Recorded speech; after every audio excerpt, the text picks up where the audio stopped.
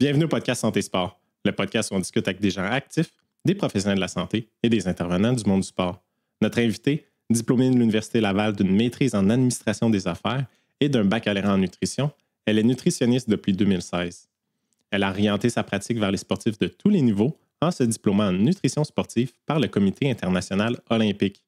Elle est l'une des 7 nutritionnistes certifiées par Excellence sportive Québec-Lévis. Elle a accompagné entre autres les Remparts de Québec et le club de soccer Lévis-S. Veuillez accueillir Catherine Bélanger.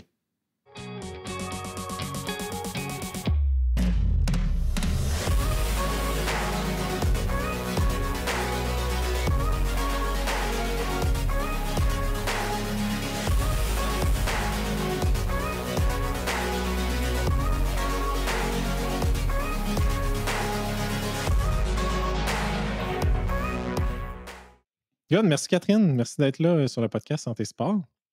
Ben, ça fait plaisir, merci de l'invitation. Oui, dans le fond, on s'est connus au club de course Les Panthères, on va les Ouais. nommer. Alors, on s'est connus là. J'ai par la suite commencé à te suivre sur les médias sociaux, puis j'ai vraiment une très belle présence au niveau de la nutrition. Puis moi, en tant qu'ancien athlète, la nutrition a toujours été une place importante au niveau de mon sport puis de ma performance. Puis, je voudrais savoir, là, question pour débuter, c'est quoi qui fait un bon repas avant une course, avant un entraînement, avant une compétition? C'est quoi une bonne assiette là, pour se préparer? OK, ben, c'est une grosse question, là, pour commencer. Ben, d'abord, en fait, là, avant qu'on fasse une activité, un sport, ce qu'on veut, en fait, c'est s'assurer d'avoir assez d'énergie. Donc, ce qu'il va falloir en premier lieu dans notre repas, c'est des aliments qui vont être riches en glucides. Donc, des produits céréaliers, des fruits, produits laitiers aussi qui vont contenir là, des glucides. Puis ensuite de ça, c'est sûr que ça va dépendre de quand est-ce qu'on s'en va faire du sport. Plus on a longtemps, plus on peut ajouter des aliments qui vont être un petit peu plus longs à digérer puis qui vont nous soutenir davantage. Donc, si par exemple, on veut un repas comme 3 heures là, avant d'aller faire une activité, on va vouloir nos féculents, on va vouloir ajouter une source de protéines, puis on va vouloir ajouter des légumes aussi. Avec tout ça, puis c'est sûr que plus on s'approche de l'événement, si on a moins de temps, ben là, on va vouloir réduire notre quantité de protéines, réduire notre quantité de légumes aussi, qui va aussi diminuer nos fibres. Puis généralement, si on est une journée ou même deux, là, dans le cas des événements d'endurance, ben on va vraiment vouloir augmenter la proportion de féculents dans notre assiette pour avoir un petit peu plus de glucides qu'on va avoir du reste. Fait que ça va nous permettre d'avoir plus d'énergie, dans le fond, pendant notre pratique de sport. OK. Grosso modo, Puis, c'est pas mal ça. ouais. Ah, puis mettons, mettons quelqu'un, un coureur du dimanche là, qui se lève le samedi matin puis qui est 1 heure avant d'aller courir gros max. Ouais. Euh, Souvent, ce qu'on voit présentement sur les médias sociaux, c'est souvent des yogos, granola et tout ça, là. Mhm. Du yogourt, c'est quand, mettons, un yogourt grec, on va parler, c'est quand même une bonne quantité de protéines. Est-ce que Quand c'est même, là, quand. Ouais. ben, c'est quand même plus dur à digérer qu'un yogourt régulier parce qu'il y a un peu plus de protéines à l'intérieur. C'est sûr qu'une heure avant d'aller courir, moi, j'aurais tendance à choisir un yogourt régulier versus un yogourt protéiné. Encore là, ça dépend de chaque personne. Je sais que moi, j'aurais de la difficulté à le digérer, mais peut-être que quelqu'un d'autre, il n'y aurait pas de problème. Mais tu sais, une heure avant de faire une activité, généralement, on veut quelque chose de plus petit, de vraiment plus facile à digérer. On ne va pas vouloir avoir un gros déjeuner. Euh, Parce que tout dépendant de l'intensité là, à laquelle on va s'entraîner, mais ça peut comme causer des troubles digestifs là, plus au niveau de l'estomac, là, des points ou mal au cœur. Fait que souvent, on va vouloir peut-être des trucs comme plus petits, plus faciles à digérer comme dans l'heure précédente. OK, puis si jamais, mettons, au niveau, je me lève vraiment avant d'aller courir, je mange de quoi de rapidement, puis si c'est une longue sortie au-dessus d'une heure, ben, je pourrais consommer quelque chose pendant la course pour garder le niveau d'énergie, là. Ouais, ben c'est sûr que, tu sais, déjà, si on court au-delà d'une heure, c'est pas recommandé d'y aller à jeun. Fait que c'est sûr qu'on va OK. vouloir avoir quelque chose avant. Donc, il faut vraiment le planifier là, dans notre planning matinal et de manger un petit peu avant. Fait que soit se lever plus tôt ou encore avoir quelque chose de comme très rapidement digéré, là. De la compote de fruits, un smoothie. C'est sûr que là, si on va courir 1 heure et demie, la compote de fruits, c'est un peu trop léger, là, peut-être. Là. Il faudrait peut-être ajouter un petit peu plus d'aliments. Euh, mais oui, puis dès qu'on va dépasser l'heure, ben, on va vouloir ajouter des glucides à l'effort là, pour être capable de courir pendant toute notre heure et demie, là, sans manquer d'énergie, dans le fond. Ah, c'est bon. Euh, Toi, tu es une nutritionniste. Tu es diplômé du Comité international olympique en nutrition sportive précisément. Oui. La nutrition, c'est quand même très large. C'est quoi les différentes catégories de nutrition? Aujourd'hui, on va parler de nutrition sportive principalement, mais c'est quoi les autres angles qu'on pourrait voir en nutrition? Il y en a tellement, là. Mettons qu'on y va vraiment dans les grosses catégories. Il va y avoir la catégorie de la nutrition clinique, qui je dirais qui est peut-être la plus connue, là, la plus populaire. Mais dans la nutrition clinique, on peut avoir des nutritionnistes qui vont travailler en milieu hospitalier, des nutritionnistes qui vont travailler auprès de patients atteints du cancer, des nutritionnistes en CLSC, avec les enfants, en perte de poids, euh, avec une clientèle plus âgée. Et fait que, dans le fond, dès qu'il y a comme une intervention avec un patient, c'est considéré comme de la nutrition clinique. La nutrition sportive rentre dans le volet clinique, mais comme je te dis, il y a vraiment comme plusieurs spécialités, là. Fait que, je fais de la nutrition clinique, mais je ne serais pas nécessairement capable d'interagir. Si on vient me voir pour, je ne sais pas moi, des troubles intestinaux, ben, je connais parce que je l'ai appris à l'université, puis j'en fais un petit peu, mais c'est pas ma spécialité. T'sais. Fait que la nutrition clinique, c'est vraiment large. Fait qu'autant des patients aux soins intensifs que de la nutrition sportive, c'est de la nutrition clinique. Ensuite de ça, il y a des nutritionnistes qui vont aussi travailler en gestion de services alimentaires. Donc, tout ce qui est les cuisines dans les hôpitaux, dans les organisations, c'est des nutritionnistes qui sont gestionnaires de ça. Ensuite de ça, on a des nutritionnistes en recherche qui vont faire des recherches en nutrition, justement. Il y a des nutritionnistes qui vont travailler en santé publique, donc, sur tout ce qui est, par exemple, je ne sais pas si tu te rappelles, le seul exemple que j'ai actuellement, il est quand même vieux, là, mais mettons, par exemple, le guide alimentaire, mettons, mais c'est des nutritionnistes qui travaillent, entre autres, là-dessus, ou comme tout ce qui est programmes gouvernementaux ou des actions des programmes là, qui vont être lancés dans la communauté, par exemple, ben, c'est des nutritionnistes aussi qui vont travailler là-dedans. Fait que, il y a des nutritionnistes vraiment comme partout, là. On s'en rend pas toujours compte. Non, on s'en rend vraiment pas compte. Puis, justement, nous, on a un ordre professionnel, là, l'Ordre des diététistes nutritionnistes du Québec. Puis, sont tout récemment sur les réseaux sociaux, là, sur Instagram. Ça fait pas longtemps qu'il y a un compte Instagram. Mais justement, cette semaine, hier, en fait, c'était la journée des diététistes nutritionnistes. Là. Le mois de mars, c'est le mois de la nutrition, en fait. Fait qu'ils ont mis une vidéo, justement, de dans quel domaine que les nutritionnistes travaillent. C'est vraiment intéressant, là. Fait que si jamais quelque chose que tu vas aller voir, ils le décrivent un petit peu mieux que moi. OK.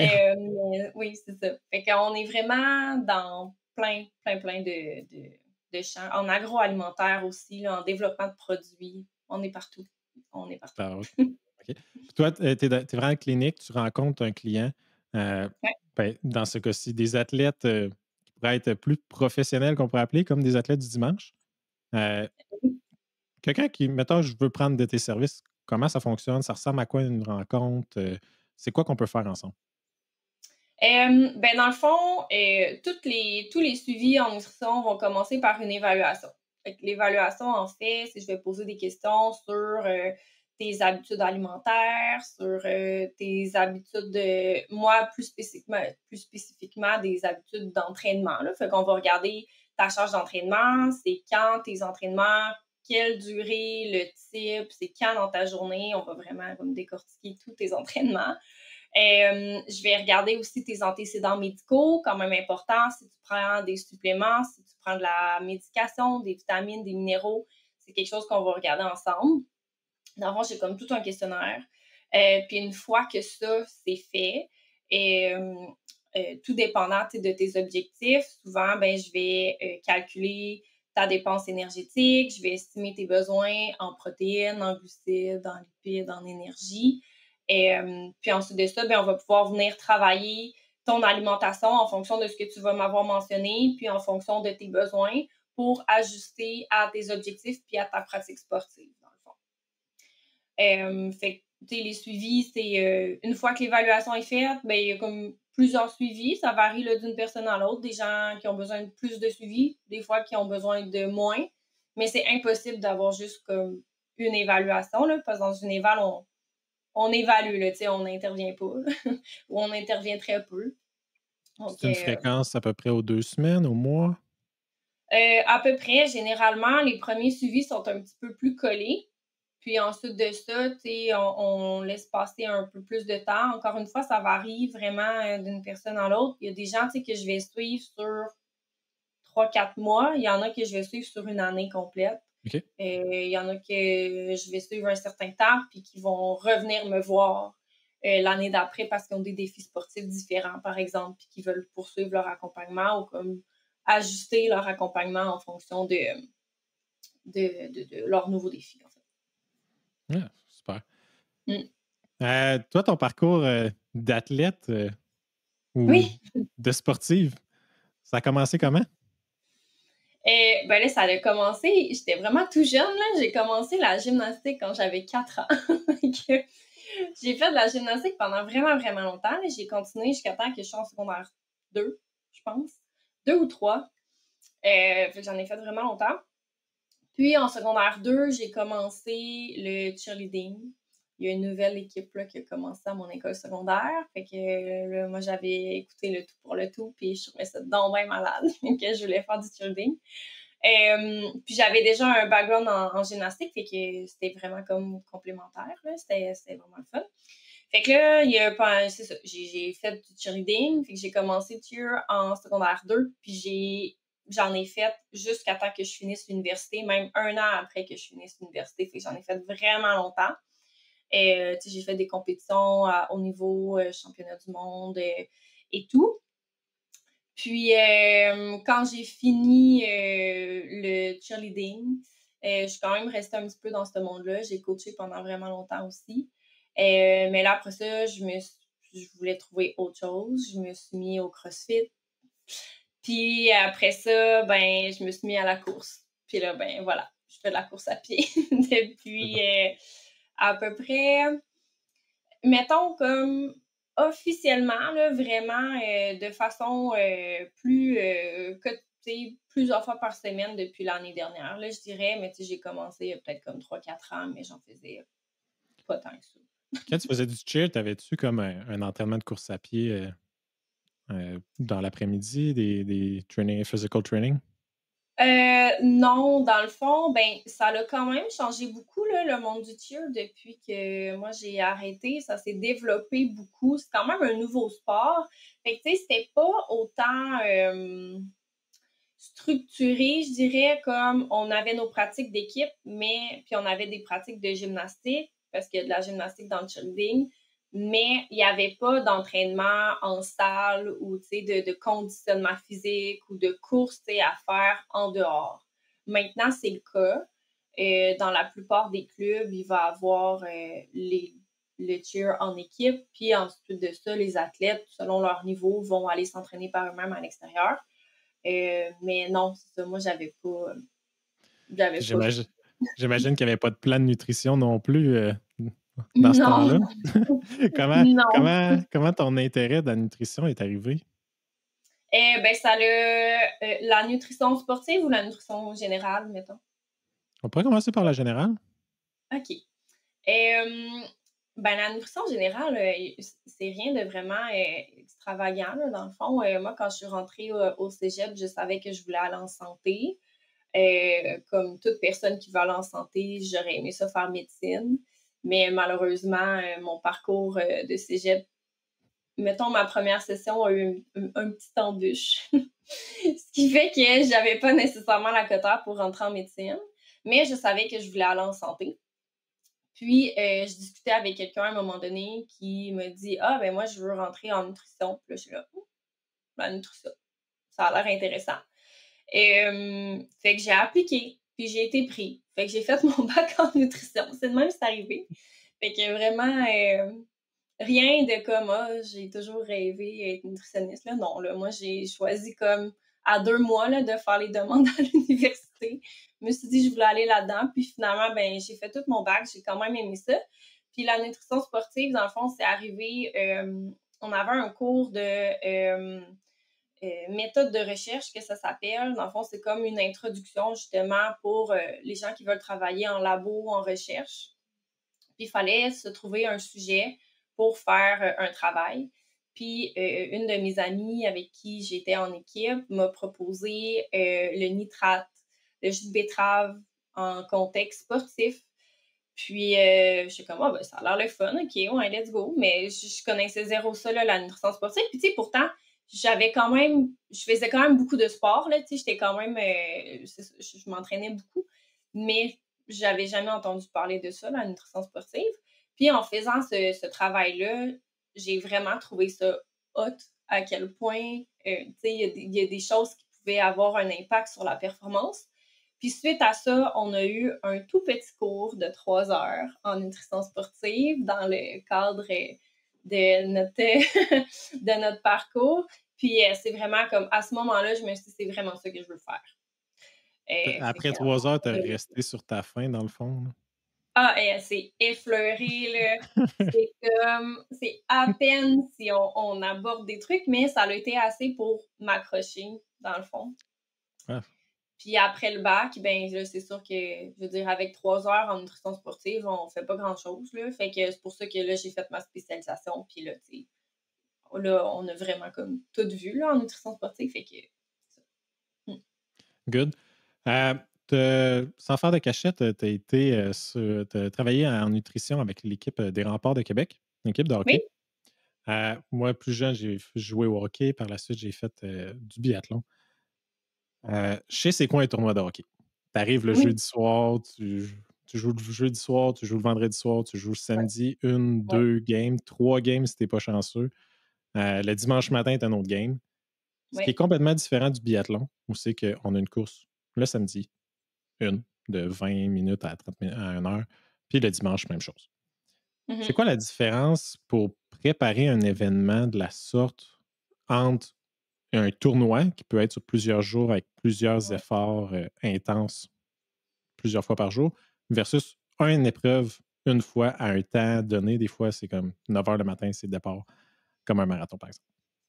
Ouais. Ben, dans le fond, là, mettons qu'on prend le contexte de tournoi, c'est vraiment important d'être préparé à toute éventualité. Tout est dans la planification, en fait, là. Déjà, si on sait, tu sais, c'est sûr que, bon, oui, là, il y a les quarts de finale, les demi-finales, tu sais, la finale.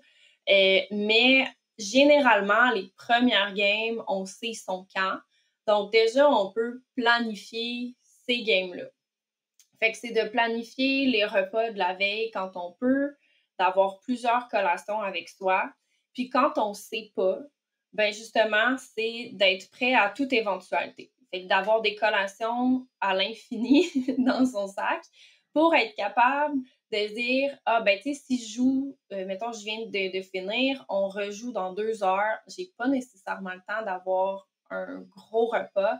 Qu'est-ce que je fais? Bon, ben tu sais, je peux me prendre telle collation, manger plus souvent pour s'assurer de quand même avoir de l'énergie sans être, tu sais, avoir le repas là, tu sais, quand tu commences, quand tu embarques sa glace. Puis dans le fond, ce qui est vraiment important, c'est que dès que ta première game termine, c'est de tout de suite se mettre en mode récupération. Fait que de manger le plus rapidement possible. Parce que techniquement, pour refaire ces réserves d'énergie, de glycogène dans nos muscles, vraiment à 100%, ça prend 24 heures. Mais quand on a 2 heures, ben clairement, on n'a pas vraiment le temps, là. Fait que c'est important de manger dès qu'on peut, puis d'avoir des aliments qui vont être bien tolérés, qui vont être riches en glucides pour refaire nos réserves, dans le fond. Puis quand on a terminé notre journée, ben notre souper ou notre souper, ben, ça va être un repas qui va être plus élevé en glucides. Fait que le fameux plat de pâtes, là, le spaghetti, là, c'est parfait. Spaghetti, et après ça, on est prêt pour le lendemain. Le lendemain, c'est pareil. Donc, plein de collations. Si on est capable d'avoir un repas qui se digère facilement, on peut y aller avec le repas. Mais il faut juste être prêt à tout, là, dans le fond, puis savoir quel type de collation prendre en fonction du temps qu'on a avant la prochaine game. C'est que Tandis tu arrives à un tournoi que, avec une boîte à lunch bien remplie, avoir, oui, mettons, des carrés de fromage, des fruits, des ouais, craquelins. oui, muffins, craquelins, bar-tendre, fruits, smoothies, compote de fruits, boule d'énergie. Oui, toutes ces réponses. Fait que dans le fond, mieux t'es préparé, plus tu as de choses avec toi, mieux c'est. Il n'y a rien de pire que d'arriver en tournoi, de rien avoir avec soi. Puis là, ben, on rejoue dans 2 heures. Mais là, dans 2 heures, tu n'as pas nécessairement le temps de sortir, aller te chercher quelque chose à l'épicerie, de revenir.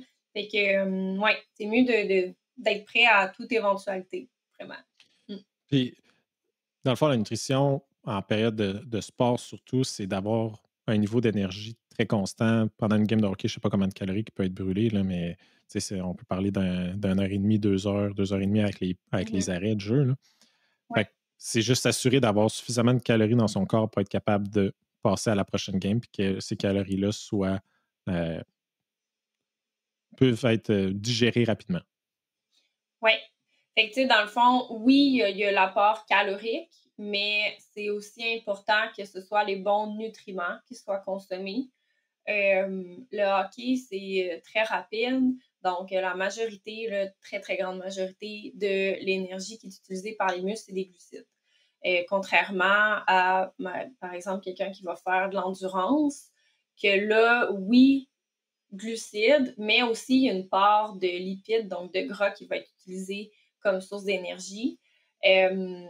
Au hockey, il n'y a pas de lipides là, qui est utilisé là, parce que c'est en anaérobie, donc il n'y a pas assez d'oxygène en fait pour permettre au corps d'utiliser les lipides comme source d'énergie. Donc oui, on veut un apport calorique suffisant, sauf que si toutes tes calories, c'est des protéines, c'est pas le bon type de calories qu'on veut. C'est pas ça que ton corps a besoin. Donc, oui, on veut des calories, mais on veut surtout des glucides pour refaire les réserves d'énergie. Les protéines, oui, ça va être important pour répondre aux besoins des muscles, pour bien récupérer. Par contre, si la majorité de l'alimentation, c'est des protéines ou c'est du gras, ben on n'est pas optimal là, dans la répartition de nos nutriments, même si on mange assez de calories, dans le fond. OK. Puis là, mettons, on a parlé un peu des réserves de glycogène. Ouais. Dès que tu touches un peu au monde de la course, il y a souvent le monde de l'ultra qui arrive, puis dès qu'on parle Oui, d'ultra, on parle de surcharge de glycogène. ouais. C'est quoi ça? Ben, dans le fond, la surcharge en glycogène, en fait, le glycogène, c'est des réserves de glucides. Il faut le voir comme ça. C'est des réserves de glucides qu'on a dans nos muscles et qu'on a dans notre foie. Donc, ces réserves-là, c'est ça qui te permet, en fait, d'avoir de l'énergie sur une plus longue durée, en fait. Parce que le corps à l'effort va utiliser, comme je disais, en endurance, va utiliser en majorité des glucides, mais à partir d'un certain point aussi, va utiliser des lipides. Mais pour utiliser des glucides, c'est vraiment, il va aller puiser dans les réserves de glycogène. Fait que la surcharge en glycogène, ce que ça permet, c'est de t'assurer de commencer ta course à 100%, que tes réserves de glycogène sont saturées, qu'il n'y a plus de place, là. T'es plein de réserves de glycogène, plein de réserves de glucides, fait que ça te permet d'avoir plus d'énergie plus longtemps, d'éviter de frapper un mur. Encore là, reste que si ta surcharge en glycogène, elle est bien faite, oui, ça peut vraiment t'aider, mais les réserves sont pas infinies non plus. Au bout d'une heure et demie à faire un effort constant, il en reste plus ben ben. Fait que c'est pour ça que là, ensuite de ça, on veut ajouter des glucides pendant pour éviter d'aller toujours gruger dans les réserves de glycogène, parce qu'une fois que tes réserves sont à zéro, généralement, c'est là que les gens vont frapper le mur, là. Euh, donc, euh, donc, plus d'énergie, vision floue. Fait que ça, on veut pas ça, là, surtout quand tu es en montagne, dans trail. T'as pas envie là, de tomber en bas du ravin. C'est pas un truc qui te tente. Fait que c'est pour ça qu'on va inclure des glucides pendant pour maintenir les réserves quand même, pour pas aller puiser à 100% dans nos réserves. Puis en même temps, mais ça va aussi nous permettre de mieux récupérer par la suite, parce que si tes réserves sont mettons, à la fin de ton activité, si tes réserves sont à 30%, au lieu de zéro, ben, tu sais, tu as juste 70% à aller rechercher, alors que sinon, tu as comme 100%. Fait qu'au niveau de la récupération aussi, ça va aider. Fait Puis, que, c'est-tu ouais. recommandé pour, tu sais, mettons, j'ai une long run à faire un samedi, j'ai 35 km à aller courir. Est-ce qu'une surcharge en glycogène, il faut que je le fasse avant d'aller courir? Est-ce que c'est obligatoire ou est-ce que je garde ça plus pour des compétitions avec un effort un peu plus intense? Ben, moi, je le garderais plus pour une compétition, mais c'est sûr qu'on va vouloir adapter tes apports en glucides les journées précédentes ta long run. Tu sais, 35 km, c'est quand même un bon effort. Est-ce qu'on veut absolument faire une surcharge? Non, parce que c'est quand même beaucoup de glucides, là.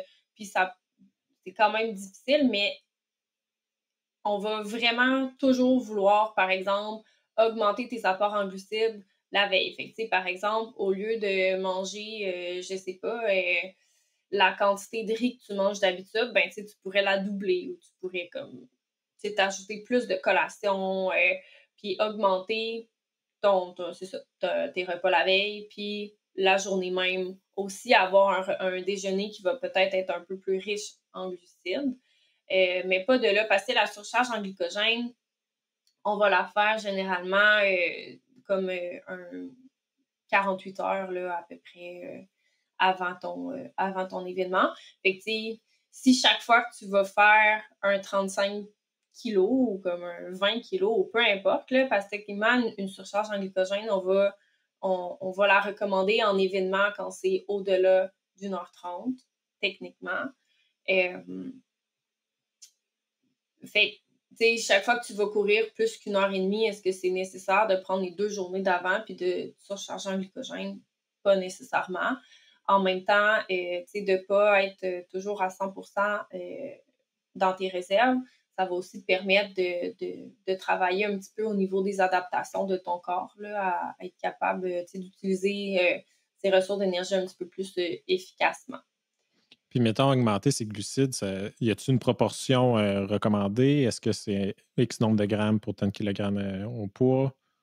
Ben, généralement, tu sais, dès qu'on fait 1 à 3 heures d'activité dans la journée, on va viser, je veux juste être sûre de dire la bonne chose, là. On va viser entre 6 et 8, si je ne me trompe pas, grammes de glucides par kilogramme de poids. Donc, c'est sûr que si on est plus dans le 3 heures, ben, on va peut-être plus viser 8 grammes de OK. glucides par kilo, alors que si on est à 1 heure, ben, on va peut-être plus être dans les 6-7, là. Tout dépendant de l'intensité de notre activité. Euh, Fait que oui, moi, je me gagerais à peu près là-dedans, mais ça prend quand même, tu sais, quelqu'un qui mange pas beaucoup de glucides, qui se dit, OK, ben, je vais mettre à manger 8 grammes de glucides par kilo. avant mes courses ou les journées avant mes courses, ben ça se peut qu'il y ait des troubles digestifs, là, parce que d'augmenter rapidement l'apport en glucides, ça peut être plus difficile là, au niveau de l'intestin. Fait qu'il faut vraiment le faire graduellement, là, généralement. De le faire rapidement pour quelqu'un de 80 kilos, c'est 640 grammes de glucides. Ça en fait beaucoup. C'est quand même énorme, ouais. Ouais, alors Euh, qu'une surcharge en glycogène, ben ça va être comme entre 10 et 12 grammes par kilo. Ouais. ça devient, effectivement, comme tu disais, c'est pas, ça doit pas être super facile à faire là, au niveau manger cette quantité-là. Bien manger Non, cette quantité-là. ouais, effectivement. Faut se pratiquer, là. Généralement, tu sais, si je fais un plan de surcharge en glycogène à quelqu'un, pour un événement, moi, je vais lui suggérer de l'essayer avant, puis d'augmenter graduellement les apports en glucides. Mais tu sais, de toute façon, dès que ton entraînement augmente, généralement, tu veux aussi augmenter tes apports en glucides. Fait que, tu sais, l'augmentation graduelle se fait un peu d'elle-même si tu le fais comme il faut. Ce qui fait que, bon, pour la surcharge, c'est quand même difficile, mais au moins les troubles digestifs sont un petit peu moindres, là. Mais, tu sais, c'est ça. Faut l'essayer, là, la surcharge, avant le jour J, parce que c'est pas le fun si tu fais ta surcharge en glycogène dans le but d'avoir plus d'énergie, puis que finalement, tu te ramasses à avoir mal au ventre, puis devoir aller aux toilettes à tous les 2 kilos, là, c'est pas le fun. Puis, malgré que, là, je pense que les deux, on a le demi-marathon de Lévis qui s'en vient là, Oui, bientôt. oui, Euh, Mettons qu'on fait une surcharge de glycogène, après ça, pendant le demi-marathon de Lévis. oui. Euh, on en parlait, c'est une activité, je ne sais pas c'est quoi ton temps, mais moi, c'est à peu près 2 heures, un peu moins de 2 heures. Mmh. Euh, Est-ce qu'il faut que je consomme quelque chose pendant la course? Du Gatorade, des gels, de l'eau? Ben, idéalement, oui.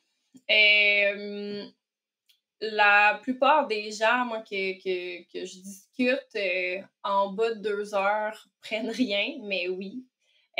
En haut d'une heure et demie, en fait, on veut entre 30 à 60 grammes de glucides par heure. Fait que si tu fais ton demi en 2 heures, c'est sûr que ça va varier, tu sais, en fonction du parcours aussi, là. Tu sais, le parcours qu'on va faire, c'est plutôt plat, même légèrement descendant, là, tu sais, c'est pas le demi de Québec là, dans les côtes. Là. On n'est pas là.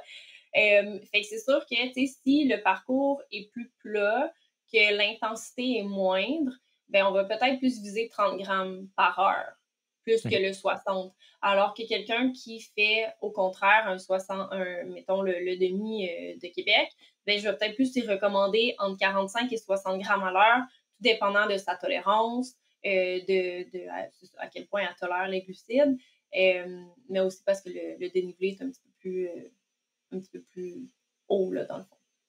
Puis la différence entre les glucides et les électrolytes pendant une course, par exemple, là, ça va être quoi vraiment l'objectif de chaque élément? Là? Ben, les glucides, dans le fond, ça va vraiment être pour ton énergie. Fait que pour que tes cellules musculaires utilisent les glucides pour la transformer en énergie, en mouvement, dans le fond. Alors que les électrolytes, c'est vraiment. Les électrolytes, là, dans le fond, c'est le sodium, le potassium, le chlore, euh, le magnésium, qu'on va retrouver un petit peu aussi dans la sueur. Dans le fond, là, c'est des composantes qu'on retrouve dans la sueur. Donc, quand on sue, on perd de l'eau, mais on perd aussi une certaine quantité d'électrolytes. L'électrolyte qu'on va perdre en majorité, c'est le sodium.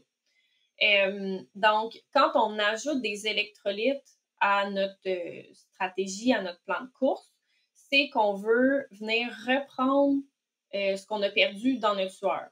Donc, donc, si on ne sue pas beaucoup, euh, on n'a pas besoin d'avoir des quantités d'électrolytes là, vraiment importantes. Là. Dans le fond, ça va aller avec notre taux de sudation, dans le fond. Plus on sue, plus on perd d'électrolytes, fait que plus il faut en ajouter dans notre stratégie. Alors que les glucides, c'est vraiment au niveau de l'énergie. L'électrolyte, c'est plus pour l'hydratation. Ça va aider aussi un peu là, à la rétention d'eau, là, donc ça aide à garder l'eau un petit peu mieux dans notre corps. OK. Mais j'ai un produit chez nous d'électrolyte Mhm. en gros branding, aucun sucre ajouté, aucun Mhm. glucide. Donc, Ouais. si je pars courir un demi-marathon en plein été, Ouais, juste ça, passer 1 heure et demie, il me faut de quoi de c'est pas sucré. assez. Ouais, OK. ouais, c'est ça.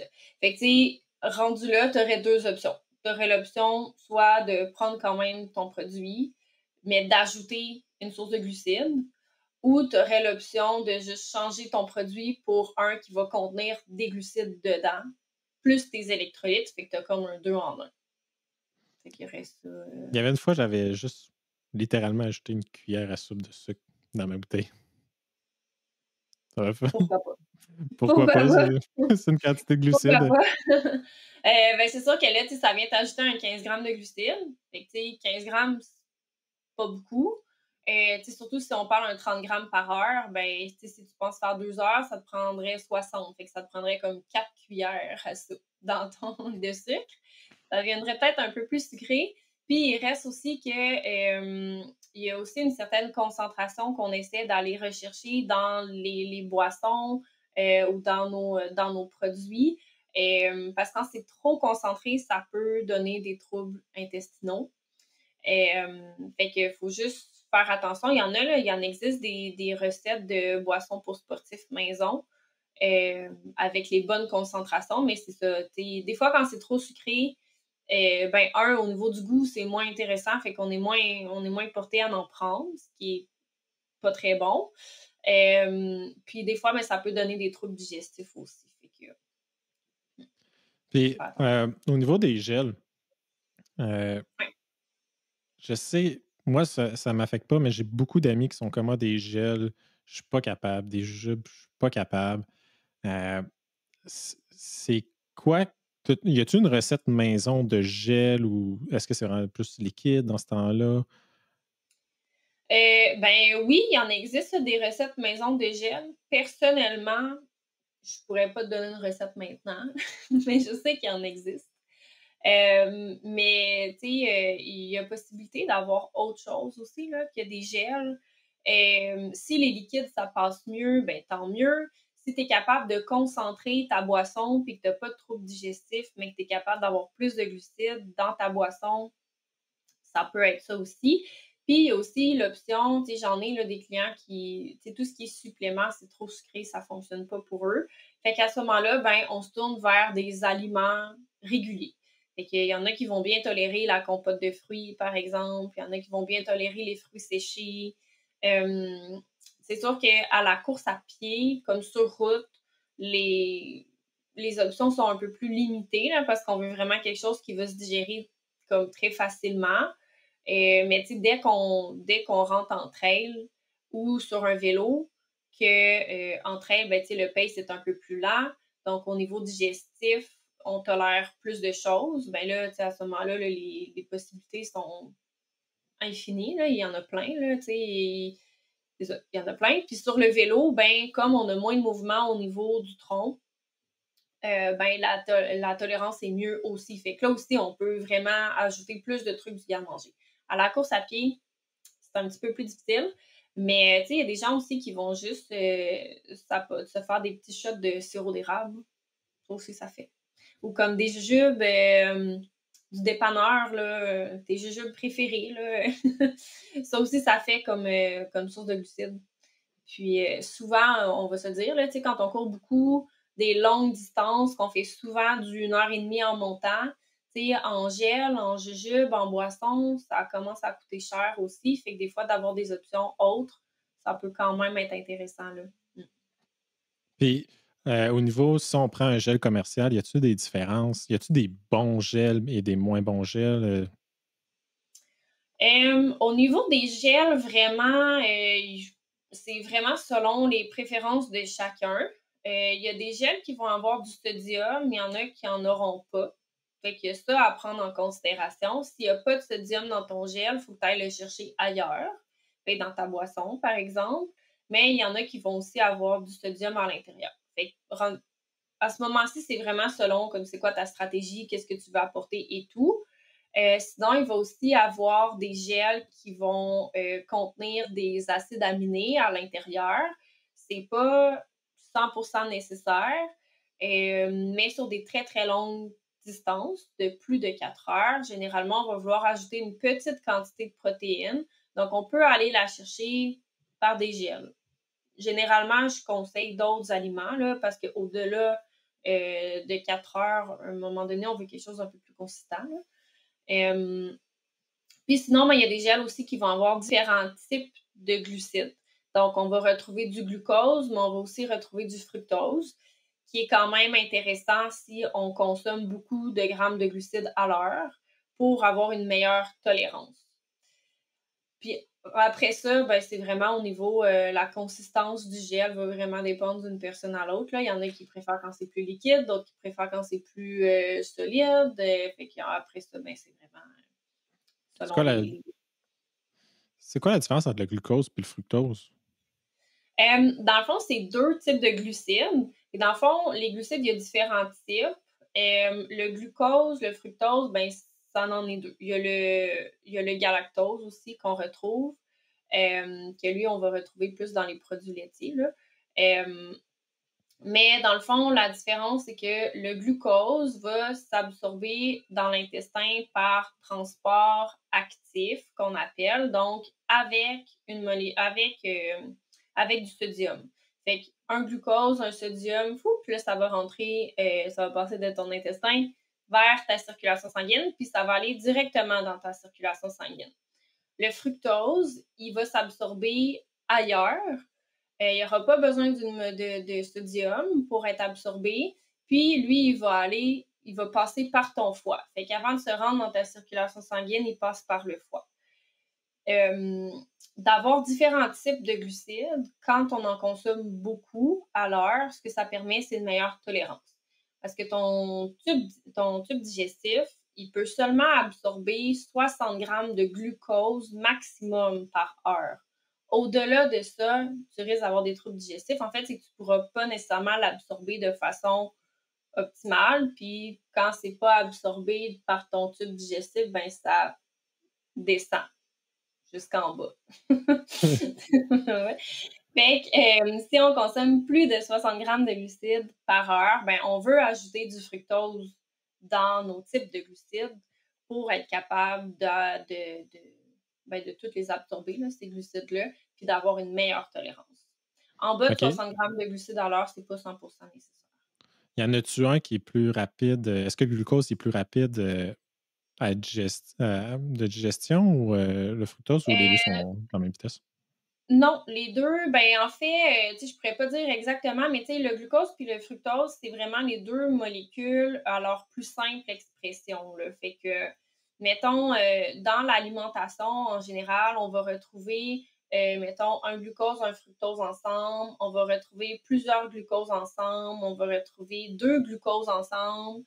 Hem, Puis avec la digestion, ben, notre système digestif permet de couper ces liens-là pour que ce soit des monosaccharides là, qu'on appelle, fait que un sucre. Fait que le glucose, le fructose, c'est 2 molécules à leur plus simple expression. Là. Il n'y a pas plus simple que ça, en fait. On ne peut pas les redigérer, là, ces molécules-là. Au niveau de la rapidité d'absorption, ben là, ce serait de voir, une fois dans l'intestin, est-ce que c'est plus rapide comme que le glucose soit absorbé ou le fructose. Mais chose certaine, c'est que le glucose va aller plus vite dans la circulation sanguine pour être utilisé comme énergie parce qu'il va passer directement de l'intestin à la circulation sanguine, alors que le fructose, il va passer par le foie avant de se rendre. OK. Quand on fait une course, par exemple un demi-marathon, un 10 km, une course organisée, il y a souvent des stations d'eau et de Gatorade. Oui. Euh, Est-ce que toi, tu es plus du type je m'occupe de moi-même, puis je traîne ma bouteille d'eau, puis mes gels sur moi, ou tout arrête aux tables? Euh, Sais-tu, ça dépend vraiment. Je suis comme moi-même en train de me poser la question là, pour le demi-marathon, à savoir est-ce que j'ai envie de m'occuper de moi-même ou est-ce que j'ai envie de rien traîner puis d'utiliser les ravitaux? Je dirais que ça dépend vraiment d'une personne à l'autre. C'est sûr que si tu veux utiliser les ravitaux, ben, il faut que tu t'assures de bien tolérer les aliments qui sont aux ravitaux, puis de savoir sont où les ravitaux. combien de ravitaux qu'il faut que tu arrêtes pour prendre des affaires. Ça prend peut-être un petit peu plus de planification que de juste apporter tes affaires, avoir ton plan, puis juste te fier à toi, tu sais. Fait que je dirais ça dépend parce que si je prends par exemple le demi de Lévis, ben c'est du Gatorade, de l'eau puis des barres exactes. Mais tu sais, si toi, les barres exactes, t'aimes vraiment pas ça, ben tu sais, il va falloir trouver une autre alternative. Puis tu sais, des fois, de se fier au niveau des liquides, au ravito, ben c'est pas nécessairement c'est quoi la quantité qu'il va y avoir dans ton verre. Hein. Généralement, c'est pas des grosses quantités. Là. On va parler peut-être 120 millilitres peut-être. Fait que là, il faut savoir, est-ce qu'il y a assez de ravito pour m'hydrater suffisamment? Tu sais, si tu es quelqu'un qui perd beaucoup d'eau, ben peut-être que il va falloir te traîner de l'eau en plus de ce qu'il y a au ravito parce que peut-être que tu n'auras pas assez liquide, là, tu sais. Fait que ça varie vraiment d'une personne à l'autre, de ta stratégie. Autant j'ai eu des clients qui m'ont dit « Moi, je veux rien apporter ». Fait que là, on a fait une stratégie en fonction de qu'est-ce qu'il allait avoir au ravito. Puis autant, j'ai des gens que ça leur dérange pas de courir leur demi-marathon ou leur marathon avec 1 litre de liquide sur le dos, là. Pour eux, ils ont leurs affaires, ils font leurs petits trucs, puis ils se disent qu'à moitié chemin, ben, il va rester la moitié moins de liquide, ça va être moins lourd, tu sais. Mais que ça dépend vraiment d'une personne à l'autre. Ben, d'expérience personnelle, là, les courses au Québec que j'ai faites, j'ai tout le temps été chanceux. Les ravitaux étaient tout le temps super clean. J'ai fait un demi-marathon à l'international l'année passée. OK. Et les 2 premiers ravitaux, il n'y avait plus d'eau. Ah. Plus d'eau. Fait que je pense que la première gorgée d'eau que j'ai pris dans le demi-marathon était à peu près au kilomètre 10. Je te dirais que depuis ce temps-là, ma vision a vraiment changé de Ouais, c'est ça. j'amène au moins peut-être pas amener 1 litre complet, là, mais amener une petite poche, une petite bouteille flexible. Là. Ouais, ben c'est ça, Ah, tu sais, des fois, quand on peut avoir une version hybride aussi, hein. Tu sais, ouais. je vais m'apporter telle affaire, puis je vais compléter avec les ravitaux. Comme ça, ben si il y a quelque chose qui se passe mal, ben on n'est pas 100% pris au dépourvu. Et parce que c'est sûr que des fois, ce qui arrive à l'international aussi, c'est qu'il y a des produits qui sont pas disponibles ici, qui vont être disponibles là-bas. Moi, je recommande jamais d'essayer des nouveaux produits là, pendant un parcours. Là. C'est vraiment pas quelque chose que je recommande. Ça se peut que ça se passe super bien, que ce soit vraiment bon, bien toléré et tout. Mais ça se peut aussi que tu sais, le gel que tu voyais tout le monde prendre au ravito, que toi, tu décides de l'essayer aussi, puis que ça te donne mal au cœur, puis que ça gâche ta course.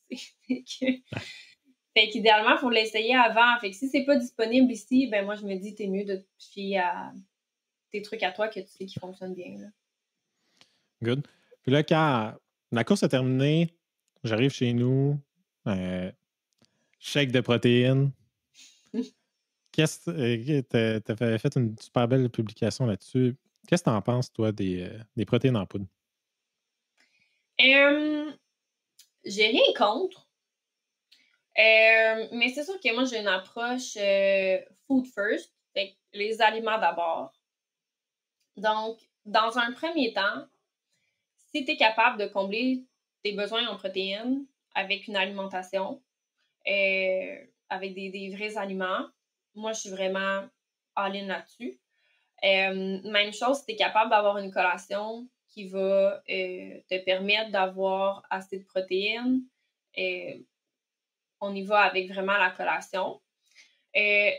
Ceci dit, un shake de protéines, ça peut quand même être pratique. Dans le sens que tu termines ton entraînement, tu t'en vas directement au travail. Tu n'as peut-être pas envie de traîner ton pot de yogourt grec là, qui traîne dans ton auto au chaud. C'est moins intéressant. Poudre de protéines, c'est pratique parce que tu peux traîner un peu partout. Tu n'as pas besoin d'avoir de frigo, puis un scoop, tu as la quantité de protéines que tu as besoin en post-entraînement généralement. Fait que, c'est quand même assez rapide. Fait que pour ça, si c'est intéressant pour toi puis que ça te simplifie la vie, tant mieux. Mais si tu es capable d'avoir une une collation qui va te fournir des vrais aliments avec des protéines, ben là, je suis vraiment plus aliments, parce que tu as d'autres nutriments aussi qui viennent avec tes aliments, là, tu sais, quand tu manges, mettons, je reprends mon exemple de yogourt grec, ben, tu sais, t'as pas juste des protéines, là, tu sais, t'as des glucides, t'as des lipides, t'as du calcium, t'as de la vitamine D. Tu sais, il y a plusieurs vitamines et minéraux qui sont aussi importants à aller chercher. Donc, c'est ça. Deuxième Et... point. Ah, vas-y. Ah, ben, OK. Vas-y, vas-y. Ben, en fait, ce que j'allais dire, c'est que si tu as juste ton shake de protéines, il te manque clairement autre chose, ça prend aussi des glucides. Juste des protéines, c'est pas, T'es devenu c'est ma pas question de suivi, là. ouais, Euh, j'ai l'impression qu'il y a beaucoup de personnes qui oublient les glucides après ouais. un entraînement. Prendre un shake de protéines, ajouter une pomme, un orange, un fruit à côté, ça serait une meilleure collation à post-entraînement. Ouais, exactement. Puis, tu sais, j'ajouterais même qu'une pomme, une orange, c'est pas suffisant, là. Généralement, on va vouloir avoir 3 fois plus de glucides qu'on a de protéines dans notre collation post-entraînement. Donc, si OK. dans ton shake de 25, 25. là, c'est sûr qu'on faut adapter aussi là, à la personne. Là, là, ça, c'est les recommandations, mais on adapte à la personne. Mais généralement, ce qu'on va vouloir, c'est 1 gramme de glucides par kilo post-entraînement, puis 0,3 grammes de protéines par kilo. Fait que généralement, ça revient pas mal entre 20 et 25 grammes de protéines. Donc, au niveau des glucides, on est comme à 60-75 grammes. Fait que, tu sais, ta petite pomme à 15 grammes, il en manque un petit peu. Fait que, mais oui, le principe est qu'on veut ajouter autre chose avec notre poudre de protéines parce que c'est pas suffisant. Tu sais, oui, c'est important, là, les protéines pour régénérer les muscles, mais ta source d'énergie que tes muscles utilisent, c'est des glucides. Puis tu t'en vas faire un entraînement qui va utiliser tes réserves. Donc, c'est ça. Fait qu'on on veut les refaire, ces réserves-là. Fait qu'il faut remanger des glucides après.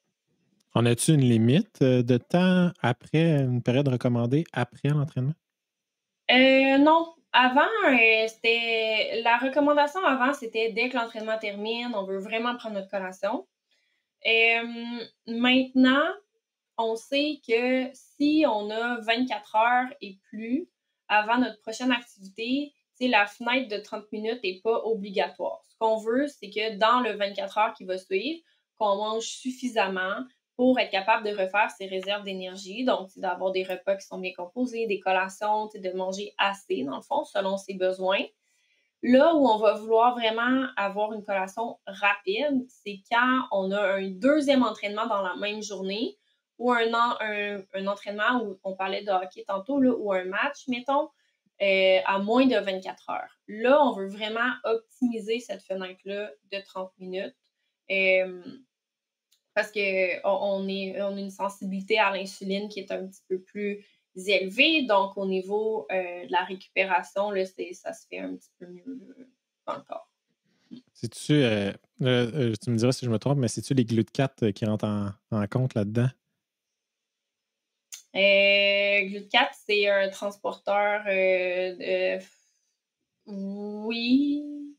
Oui. Parce que je me rappelle Je ne peux pas que dire n'importe quand, quoi, là, par exemple. quand j'étais athlète, une de mes entraîneurs a été une nutritionniste à un moment donné, purement Mm. par hasard. Puis ce qu'elle nous avait mentionné, c'est que quand justement on a un deuxième entraînement proche, puis vous pourrez le faire le test, là, je l'ai déjà fait, manger, mettons, une collation de glucides tout de suite après l'entraînement versus Mm. 3-4 heures après, j'avais l'impression que mon énergie revenait très rapidement comparativement aux deux, si je le prenais vraiment plus long, plus distancé. Est-ce que tu as déjà essayé ça? Une collation tout de suite après? Tout de suite après Euh, glucides, j'avais l'impression d'absorber mes glucides beaucoup plus rapidement. Euh, ben, oui, c'est ça, parce que dans le fond, tu sais, l'insuline, dans le fond, là, c'est ce qui fait rentrer les glucides dans tes cellules pour les mettre en réserve. Donc, si tu as une sensibilité accrue à l'insuline, ça veut dire que tes glucides vont juste être absorbés plus rapidement dans tes muscles pour être mis en réserve d'énergie. Fait que c'est sûr que oui, si tu es dans la fenêtre du 30 minutes, effectivement, ça va être un petit peu plus rapide. Euh, Encore là, c'est sûr que si tu refais tes réserves d'énergie dans les 30 minutes versus dans les 3 heures, ben, tu sais, tu passes quand même 3 heures avec des réserves d'énergie basses. Fait que c'est sûr que, tu sais, tu devais te sentir un peu plus slow, là. Mais, euh, mais oui, tu sais, physiologiquement, là, la, la sensibilité à l'insuline est un peu plus élevée post-entraînement. Fait que c'est pour ça que quand on veut refaire ses réserves d'énergie rapidement, ben oui, on va utiliser cette fenêtre-là de 30 minutes. Mais si on n'a pas besoin, on peut attendre un peu. Là, on n'est pas obligé de se dépêcher à prendre notre collation. Il reste que, moi, ce que je suggère, c'est que si on n'a pas un repas dans les 2 heures qui suivent notre entraînement, on va ajouter une collation parce que sinon, OK. c'est quand même long. Puis, encore une fois, si on veut être capable de refaire ses réserves d'énergie pour la prochaine activité qui est probablement le lendemain, ben là, on va vouloir ajouter une collation après avoir un repas pour être sûr de manger assez, dans le fond. Good. Au niveau des. Tu dois avoir une clientèle quand même variée. Il doit quelques-uns qui doivent avoir des régimes spécifiques. Euh, j'ai en tête végé, vegan, name it. Je pense qu'il y en a rendu. Il y en a plein maintenant, les keto aussi. Oui. Euh, ça vient de où, selon toi, l'attirance de ces différents régimes-là? Ça part tout de l'industrie de la minceur. De la perte de poids, là, c'est vraiment relié à ça. Je dirais, tu sais, mettons, c'est sûr que le végétarisme, le véganisme, c'est aussi des régimes, mais je les mettrais un peu comme en catégorie à part, dans le sens que si c'est bien fait, on va quand même avoir tous nos nutriments, puis l'objectif, c'est pas nécessairement la perte de poids, tu sais, dans le sens que il y a des gens qui vont passer au végétarisme ou au véganisme dans le but de perdre du poids, mais généralement, c'est pas la seule cause là, tu sais, qu'on va adopter une alimentation végé. Mais tu sais, mettons le jeûne intermittent, le keto, faible en sucre, faible en je sais pas quoi. Là. Tous les régimes, là, généralement, c'est vraiment tout dans le but de perdre du poids. Puis ça Euh, enlève un macronutriment, par exemple. Les ketos qui enlèvent les glucides. oui, dans le C'est fond, c'est vraiment, si on revient là, à la base là, des régimes, là, tous les régimes vont réduire quelque chose. Fait que soit qu'on réduit le nombre de la quantité que tu vas manger, soit qu'on retire carrément un groupe d'aliments, ou soit qu'on restreint la fenêtre dans laquelle tu vas manger. Fait que tout ça, ça fait juste en sorte que tu manges moins. Euh, donc, c'est ça, c'est vraiment tout, c'est ça. Ils font tout de même, tout pareil.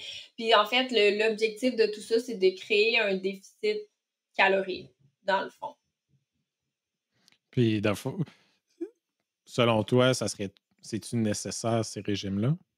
Non, non, non. Ça serait quoi Euh, une meilleure option? Ça serait juste de faire un déficit calorique avec de la nourriture, des nutriments équilibrés? ben, déjà, à la base, comme quand on fait du sport, si on est en déficit calorique, on est en déficit d'énergie. Donc, déjà, si tu veux performer, puis que tu es en déficit calorique, tu pars déjà avec comme arculon, là. Ça va moins bien. Euh, Fait à la base, comme faut juste se poser la question de pourquoi est-ce qu'on veut être en déficit calorique, là? C'est quoi l'objectif, de la perte de poids? Bien honnêtement, j'ai beaucoup de gens euh, qui viennent me voir, qui font beaucoup de sport, qui veulent perdre du poids, mais pour une raison, souvent, c'est vraiment plus esthétique là, que de santé, là, dans le fond. Euh, Fait que je sais plus, je m'en allais où avec ça. C'était quoi la Non, question? est-ce que les régimes sont nécessaires? Puis, au niveau du sport, c'est sûr que si tu es en déficit calorique, c'est un déficit énergétique. Euh, Oui, c'est ça. Ah, Fait que, tu tu penses sais, à en longueur en gros, arrière, là. non, c'est pas nécessaire. C'est pas nécessaire, même que je le recommande pas, à moins que la perte de poids, heu, même pas la perte de poids, tu sais, si tu changes ton alimentation dans le but d'avoir une meilleure santé et que par le fait même, par le processus, ça fait que tu vas perdre du poids, OK, c'est comme fine. Probablement que ton alimentation avant était peut-être pas assez variée, il y avait peut-être pas assez de fibres, il y avait peut-être pas assez de protéines, peut-être que la distribution de tes nutriments dans ta journée était pas correcte. Mais tu sais, si tu viens ajuster ton alimentation dans le but de dire: «Hey, moi, je veux comme fournir à mon corps tous les nutriments dont il a besoin, je veux, améliorer la qualité de mon alimentation». Si en bout de ligne, ça vient avec une perte de poids, mais comme OK, fine, c'est juste que ton alimentation avant était peut-être tu mangeais juste plus que ce que ton corps avait besoin. Par contre, si le but premier, c'est de perdre du poids, mais que tu es déjà en bonne santé, que tu n'as pas de poids à perdre, à ce moment-là, tu fais juste, c'est juste se tirer dans le pied là, par rapport à son niveau d'énergie. Puis à long terme, d'être toujours faire des régimes, puis de toujours être en déficit calorique comme important, ben, ça peut aussi mener à des, ben, ça peut mener à une relation vraiment conflictuelle avec la nourriture, ce qui est pas vraiment le fun. Puis ça peut aussi mener à, tu sais, au niveau de la santé, là, ça peut nuire, tu sais, ça peut nuire à la santé osseuse, ça peut nuire au système immunitaire, ça peut nuire à la production d'hormones, ça peut nuire à vraiment beaucoup de choses. Puis en bout de ligne, si tu es toujours en déficit et que tu fais beaucoup de sport, mais tu récupères jamais à 100. Fait que tu peux jamais te donner à 100 parce que tu as tout le temps pas assez d'énergie. Puis en bout de ligne, ben, tu es juste plus à risque de te blesser. Puis quand tu te blesses puis que tu manges pas assez, ben là, ton corps, il a pas les nutriments pour se réparer. Fait que c'est plus long avant de recommencer à faire ton activité. Fait que c'est comme un cycle sans fin. Vicieux. Ouais. Ouais. Fait que Non, bref, mais les diètes, non, pas de diète. On il n'en y veut pas. avait il y a une joueuse d'équipe nationale de soccer américaine qui avait sorti il y a quelques années, un article que j'avais lu. La femme, elle disait: «J'ai essayé tous les régimes imaginables, puis il y en pour une fille, ça fonctionnait, manger juste du poisson, l'autre c'était vegan, l'autre c'était juste végé». Puis elle dit: Mmh. «Ouais, j'ai tout essayé, j'ai tout le temps senti une certaine faible d'énergie». Puis elle dit: «Maintenant, je mange ce que je veux manger de façon équilibrée». Mmh. Puis elle dit: «Je me sens plus heureuse, j'ai mon énergie». Puis elle performe au Mmh. niveau national, international, là, c'est une joueuse d'équipe américaine, là, Ouais. de la coupe du monde. Fait que tu sais, moi, ça m'avait vraiment frappé, puis je l'avais vu, je pense que ça doit faire plus de 10 ans, là. J'étais encore, je compétitionnais où je venais de terminer la compétition, puis ça m'avait vraiment marqué, l'élément qu'elle avait apporté. Ouais. Mais Heu, parce que faut pas oublier non plus que comme, tu sais, les aliments. Tu sais, mettons, là, une calorie, c'est une notion d'énergie, là. Tu sais, dans le fond, on mange pour avoir de l'énergie pour fournir à notre corps ce qu'il a besoin pour vivre, là, dans le fond, là, tu sais. On mange pas pour, maintenir un poids X. C'est pas ça le but de manger, là. Le but, c'est d'avoir de l'énergie, de pouvoir faire nos activités, de pouvoir, tu sais, de rester en santé aussi, là. Fait que, Fieux avoir l'esprit que quand on mange, on remplit le corps d'énergie, puis pas juste on oui, mange pour manger, là. non, c'est On ça. se remplit d'énergie, là. Oui, tout c'est vraiment une question de mindset, mais je sais que, comme pour certaines personnes, c'est vraiment, difficile, là, tu sais, tu sais, surtout quand on est dans une, relation conflictuelle avec les aliments, qu'on a essayé beaucoup de régimes, que, tu sais, je comprends que je veux dire, c'est plus facile à dire qu'à faire, là. Ouais. Mais, ouais. Tantôt, tu avais parlé un peu, des végétariens et vegans. Ouais. Heu, quand il y a eu quelques recherches là-dessus qui démontrent qu'au niveau de l'absorption des protéines, Mmh. tu as quand même besoin d'acides aminés pour, la digérer et bien l'absorber dans le corps. Heu, Quand il y a des protéines, animales, souvent il y a beaucoup d'acides aminés qui sont inclus dans l'animal. Si on prend un Mmh. steak, là, un steak de viande de bœuf Ouais. versus, par exemple, des lentilles aussi qui pourraient avoir moins d'acides aminés. Donc, au niveau de l'absorption des protéines, heu, 1 pour un, ce serait pas réellement un pour un. Je vois ma canne de lentilles, c'est écrit 20 grammes de protéines. Est-ce qu'il y a vraiment 20 grammes de protéines de lentilles qui est absorbée chez quelqu'un vegan, par exemple? Oui. Dans le fond, la différence, c'est que, dans le fond, une protéine, c'est fait de plusieurs acides aminés. Il y en a 20. Sur ces 20 acides aminés-là, il y en a qui sont essentiels. Donc, ces acides aminés essentiels-là, le corps ne peut pas les produire. Donc, il faut absolument les consommer. Il faut absolument les manger. Dans une protéine animale, mettons, on mange du bœuf, du poulet, du poisson, il va avoir tous les acides aminés essentiels dans le même type de protéines. Chose qui n'est pas le cas dans les protéines végétales. Donc, mettons que oui, on mange des lentilles, on va quand même avoir 20 grammes de protéines. Mais dans ce 20 grammes de protéines-là, il n'y aura pas tous les acides aminés essentiels. Par contre, les différentes sources de protéines végétales contiennent tous, à quelque part, les acides aminés essentiels. Ce qui fait que s'il y a une alimentation qui est végane, mais qui est variée, qu'on différencie nos sources de protéines, on va toutes les avoir, là, ces acides aminés-là. Fait qu'il y a possibilité d'avoir tous nos acides aminés essentiels en étant végane. C'est juste que si on mange juste, mettons qu'on se dit, hey, moi, je deviens végane demain, puis je mange juste des pois chiches parce que c'est la seule protéine végétale que je suis capable de manger que j'aime, ben là, oui, là, on va être en déficit de quelques trucs. Mais avec une alimentation qui est diversifiée, c'est vraiment, vraiment possible d'avoir tous nos acides aminés essentiels en quantité adéquate. Puis sinon, s'il y a quelqu'un qui, par exemple, je pense à quelqu'un qui serait vegan puis qui peut juste manger des pois chiches pour X, Y raison, c'est la seule qui aime, des suppléments d'acides aminés pourraient venir combler ce manque-là? Ben oui, mais là, rendu là, on pourrait peut-être questionner le pourquoi est-ce qu'on est vegan, là. Tu sais, est-ce que c'est vraiment obligatoire? Y a-tu comme des choses qu'on peut venir intégrer d'autres là, dans l'alimentation? Mais oui, sinon, oui, des suppléments. Il y en a aussi, là, il y a de la poudre de protéines, de la whey, là, de la lactosérum, mais il y a aussi la poudre de protéines végane là, faite à partir de plantes, là, puis c'est vraiment correct. Mm. Good. Au niveau du portionnage, on vient de parler de calories et tout. Quand on est en perte ou en gain de poids, surtout à la salle de musculation, poulet, brocoli, riz, calculé au gramme près.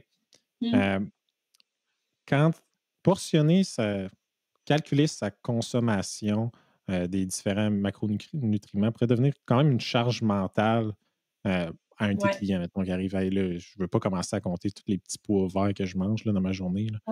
Euh, moi, il y a quand même trois outils qui est souvent connu. C'est soit la balance, qui est ultra précise, mais qui peut être une bonne charge mentale au Ouais. niveau de la main, puis sinon complètement à l'œil. C'est quoi tes recommandations pour tes clients? Là? Euh, c'est sûr que je vais jamais recommander de tout mesurer puis de tout peser parce qu'effectivement, c'est une charge mentale vraiment grande. Puis je considère aussi que c'est pas une vie là, de tout peser puis de tout mesurer tout le temps. Par contre, quelqu'un qui veut apprendre à manger selon ses besoins, ça peut être intéressant d'utiliser, mettons, le portionnage comme outil. Donc, en fait, on veut pas se mettre à tout portionner tout le temps, mais, juste d'apprendre, mettons, ben, comme ça ressemble à quoi une tasse de riz, mettons, dans ton assiette. Si tu portionnes une tasse de riz puis tu mets dans ton assiette, à quoi ça ressemble? C'est juste pour avoir une idée, en fait, parce qu'en fait, des fois, il y a des gens qui ils savent juste vraiment pas là, les quantités qu'ils mangent. Je travaille avec des journaux alimentaires là, avec mes clients, puis souvent, les premiers journaux, c'est souvent fait à l'œil, même si je recommande d'utiliser des tasses à mesurer. Mais c'est quand même fait à l'œil. Puis l'application, elle fonctionne aussi avec des photos. Puis là, des fois, je regarde la quantité qu'ils m'ont écrit, puis là, je regarde la photo, puis je suis comme, est-ce que tu as mesuré? Puis là, ils me disent: «Non, je suis allée à l'œil». Je suis comme: «OK, oui, là, parce que vraiment, tu sais, ça, c'est pas cette quantité-là, comme ça Sais-tu, fonctionne pas». y a-tu une tendance plus à la hausse ou plus à la baisse d'estimation? Ça dépend c'est quoi l'aliment. OK. Je dirais, les féculents, souvent, c'est à la baisse, puis les légumes, c'est à la hausse. Fait que, mettons, OK. quelqu'un va me dire: «Ah, j'ai à peu près, 2 tasses de légumes», ben, tu sais, il y a peut-être comme une demi-tasse. Ou, va me dire, «Ah, j'ai à peu près, j'ai 1 tasse de riz», mais tu sais, dans le fond, il y a comme 2 tasses. Fait que, c'est ça. Les fameux Mais féculents. ça dépend d'une personne à l'autre aussi, là, parce qu'en fait, c'est que ça dépend aussi, tu sais, le contenant dans lequel tu mets ton repas. Tu sais, si tu donnes une petite assiette, ben, tu vas avoir l'impression qu'il y a full de choses, pas qu'elle est vraiment pleine, mais dans le fond, peut-être que tu manges pas assez.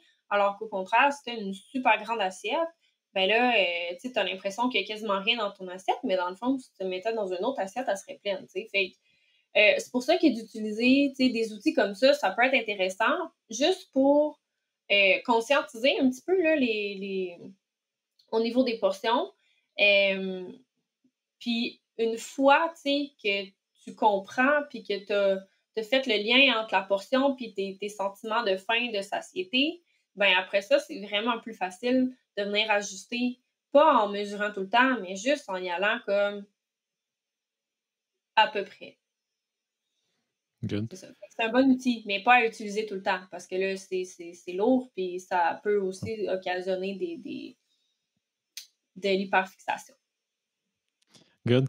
Euh, Ça fait quand même un bon tour qu'on a fait. Si on conclut le tout, là, ça ressemble à quoi? Ça sert à quoi? Puis ça ressemble à quoi un repas, une collation, un déjeuner pour un athlète là, du dimanche, là, de la semaine? Là? Quelqu'un de sportif, quelqu'un, pas même pas de sportif, quelqu'un d'actif qui va bouger 2 à 4 fois semaine. Là. Ben là, ça dépend. Ça dépend. Ça dépend des besoins de la personne. Mais, c'est sûr que, la 1re chose à prendre en considération, c'est, 3 repas. Ça prend un déjeuner, un dîner, un souper, même si on n'est pas très actif, ça 3 idéalement. Tu sais, en fait, Je ce qu'on voudrais, veut là, avant que tu ailles plus loin, euh, oui, il y a beaucoup de personnes qui disent je suis pas capable de manger le matin. ouais, je comprends. Euh, Est-ce que c'est une habitude qui peut se travailler de déjeuner? Oui, oui, vraiment. Mettons là, heu c'est qu'en fait, là, ce qui arrive, c'est que si on n'a pas beaucoup faim le matin, tu sais, on n'est pas obligé de manger en se levant non plus, là. Tu sais, c'est correct, là, si tu attends 1 heure, 2 heures avant le déjeuner, tu sais, d'avoir un petit peu plus faim, c'est vraiment correct. Le but, en fait, c'est de commencer en mangeant un petit peu. Un petit peu, là, pas obligé d'avoir le gros déjeuner, là, mais juste un peu. Puis après ça, d'augmenter tranquillement ses quantités pour développer un petit peu l'appétit. Parce que généralement, en fait, c'est que si on déjeune pas, ce qui va arriver, c'est qu'après ça, au dîner, on va avoir vraiment faim, fait qu'on va manger plus. Puis là, au souper, on va avoir extra faim, fait qu'on va vraiment manger. Puis après ça, en soirée, ben, on va snacker sur plein d'affaires parce qu'on a vraiment, vraiment, vraiment, vraiment faim. Parce que dans le fond, on a comme complètement retiré un repas, tu sais, de notre alimentation. Ce qui fait que, ben, notre corps, il va nous envoyer des signaux là, de faim un peu plus importants, comme au courant de la journée. Puis souvent, ben, c'est le soir, on se met à avoir vraiment faim. Fait que c'est pour ça que, idéalement, on veut comme diviser nos apports également dans la journée. Ça ne veut pas dire qu'on va avoir un déjeuner aussi gros que le dîner ou que le souper. Tu sais, on s'adapte aussi en fonction de ses horaires, de ses préférences et tout. Mais généralement, tu sais, si on déjeune pas du tout le matin, moi, ce que je suggère, c'est de commencer, tu sais, juste avec une collation en milieu d'avant-midi. C'est pas obligé d'être, grosse affaire.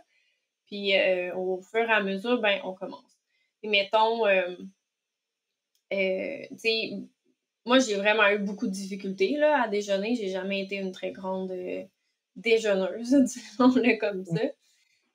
Puis j'ai commencé exactement comme ça, puis j'ai juste généralement, là, quand j'introduis le déjeuner avec mes clients, là, après, ils sont comme: «Oh my god, j'ai tellement plus d'énergie, je suis tellement comme plus, performant en avant-midi». Puis j'arrive au dîner, puis je suis pas méga affamée, tu sais, je suis juste correct, tu sais, je mange mon lunch, puis je suis satisfaite, puis ça va bien. Fait que il y a vraiment plein de bienfaits.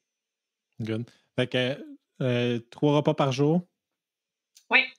On va vouloir inclure des produits céréaliers, on va vouloir inclure des protéines, on va vouloir inclure des légumes. Fait que dans le fond, tu sais, on veut des glucides, on veut des protéines, puis on veut des fibres. C'est pas mal ça qu'on veut dans nos repas.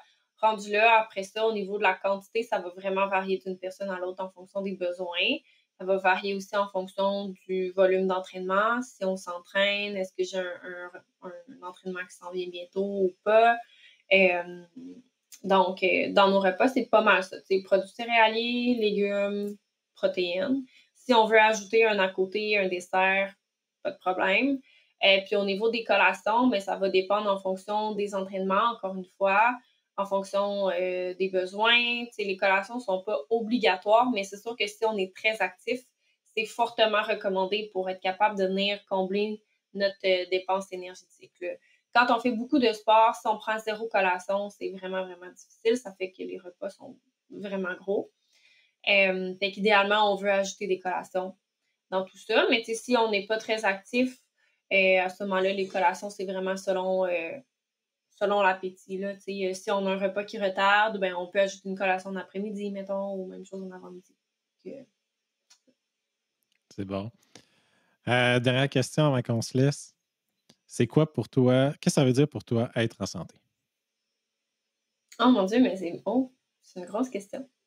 Ben, il y a comme plusieurs composantes là, à la santé. Il y a la santé physique, mais il y a aussi la santé mentale. Fait que, il y a un peu des deux. Au niveau alimentaire, là, je dirais ça regroupe aussi vraiment les deux. Et tu sais, on mange pour être en santé, mais l'objectif aussi, c'est d'avoir une relation qui va être assez saine avec l'alimentation. On veut pas toujours être dans l'anxiété par rapport à ce qu'on va manger ou ce qu'on va pas manger. Donc, ouais, d'avoir une alimentation qui est équilibrée, qui a tous les nutriments, qui va répondre à nos besoins, et puis d'avoir une bonne relation, là, c'est ça, avec les aliments au quotidien. Good. S'il y a des auditeurs qui veulent te rejoindre, ils peuvent te trouver où? Oui, je suis assez active sur Instagram, donc Catherine B, nutritionniste.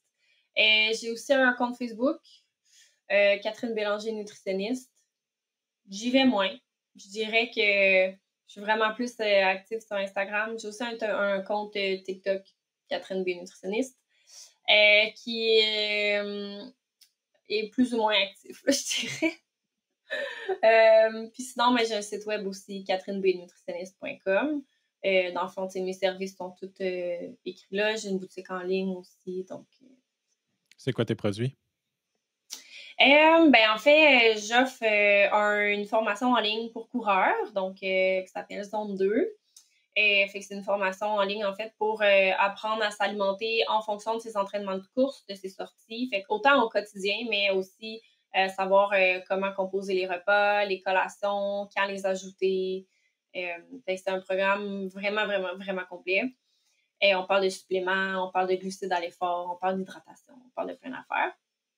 Fait que je dirais que c'est pas mal comme mon plus gros produit là, que je vends.